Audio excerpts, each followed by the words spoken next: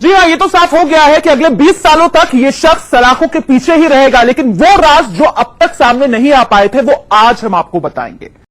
दिन भर संत का चोला ओढ़ने वाला राम रहीम रात में कैसे हैवान बन जाता था, ये हम आपको बता रहे हैं। जिस गुफा में वो रहता था उसमें वो टीवी पर अश्लील फिल्में यानी कि ब्लू फिल्में भी देखा करता था। देखिए रिपोर्ट।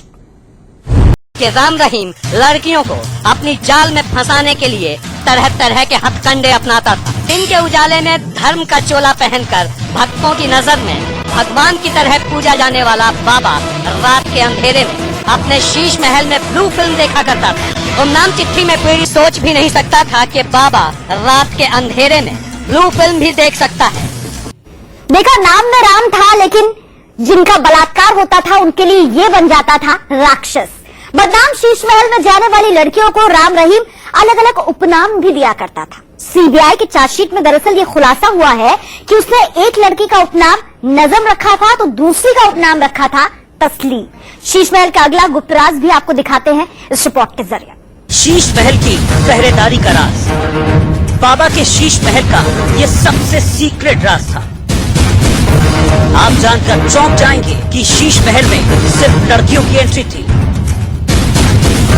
लड़कियों को छोड़कर परिंदा भी पर नहीं मान सकता था। शीश महल के बाहर पहरेदारी करने वाली भी वही लड़कियां होती थी जिनमें से बाबा उन्हें अपनी गुफा में बुलाता था। गुफा के दरवाजे पर साध्वियों की ड्यूटी लगाई जाती थी। ये ड्यूटी 2 शिफ्ट में लगती थी। पहली शिफ्ट की शुरुआत होती थी रात 8 बजे से 12 बजे और रात 12 बजे से सुबह 4 बजे तक। सीबीआई की चार्जशीट के मुताबिक गुफा के गेट पर शिफ्ट 20 दिन की साइकिल पर लगती थी। मतलब अगर एक लड़की ने रात में एक दिन पहरेदारी की तो उसकी अगली शिफ्ट 20 दिन बाद लगती थी। सीबीआई की चार्जशीट में लिखा है कि बाबा की गुफा के 3 दरवाजे थे। 2 दरवाजे सत्संग की तरफ खुलते थे और तीसरा दरवाजा लड़कियों के हॉस्टल की तरफ खुलता था। सूत्रों से खबर है कि बाबा के शीश महल के गेट एक खास पासवर्ड से खुलते थे। ये भी कहा जा रहा है कि गेट पर बायोमेट्रिक सिस्टम लगा हुआ था, मतलब फिंगरप्रिंट से खुलता था गेट। इसका मतलब ये हुआ कि जो भी लड़की बाबा के शीश महल में जाती थी उसका फिंगरप्रिंट बायोमेट्रिक सिस्टम में दर्ज होता था और वो गेट खोलकर रात के अंधेरे में बाबा के पास जा सकती थी।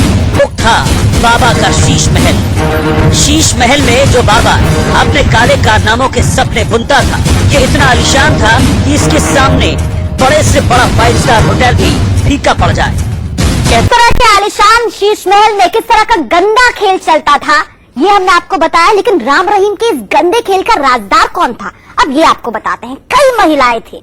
रात में जब राम रहीम स्कूल और कॉलेज की लड़कियों को शिकार बनाया करता था तब यही महिलाएं बाबा का साथ दिया करती थी। देखिए बलात्कारी बाबा का एक और गुप्त राज। राम रहीम की ये विष कन्याएं बाबा की गुफा में लड़कियों को भेजने के लिए साम दाम दंड भेद का इस्तेमाल करती थी। यकीन नहीं आता तो चार्जशीट में एक लड़की ने क्या कहा है वो सुनिए। पहली बार रेप के करीब 1 साल बाद डेरा प्रबंधक ने मुझे बुलाया और कहा कि बाबा जी ने तुमको गुफा में बुलाया है। मैं पहली बार की घटना को याद करके डर गई थी और मैंने गुफा में जाने से इनकार कर दिया, लेकिन प्रबंधक ने मुझसे कहा कि अगर तुम नहीं जाओगी तो तुमको लंगर से खाना नहीं मिलेगा, आगे और भी दिक्कत हो सकती है। प्रबंधक के लगातार कहने के बाद मैं गुफा में गई। इन विषकन्याओं ने किसी एक लड़की को नहीं, न जाने कितनी लड़कियों को राम रहीम की अय्याश गुफा में धकेला। बाहर आने के बाद उनकी जुबान बंद रहे इसके इंतजाम किए। साफ है कि अगर राम रहीम अय्याश था तो उसकी ये विषकन्याएं बेहद खतरनाक थी।